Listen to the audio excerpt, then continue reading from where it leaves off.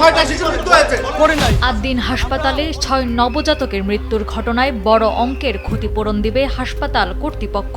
ভুক্তভোগী পরিবার ও হাসপাতাল কর্তৃপক্ষের যৌথ বৈঠকে সিদ্ধান্ত হয়েছে নিহত প্রতিটি নবজাতকের পরিবারকে 80 লাখ টাকা করে ক্ষতিপূরণ দেওয়া হবে।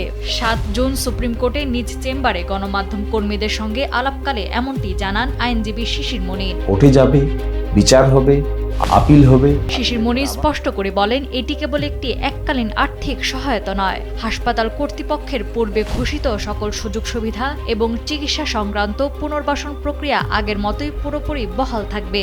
এছাড়া শিশু মৃত্যুর ঘটনায় শোকজের জবাব দিতে স্বাস্থ্য অধিদপ্তরের কাছে 48 ঘণ্টা সময় চেয়েছে আদ্দিন হাসপাতাল কর্তৃপক্ষ। স্বাস্থ্য অধিদপ্তরের মহাপরিচালক অধ্যাপক ডক্টর প্রভাত চন্দ্র বিশ্বাস বলেন, শোকজের জবাব দিতে সময় নির্ধারণ করা হয়েছে রোববার বিকাল 5টা পর্যন্ত।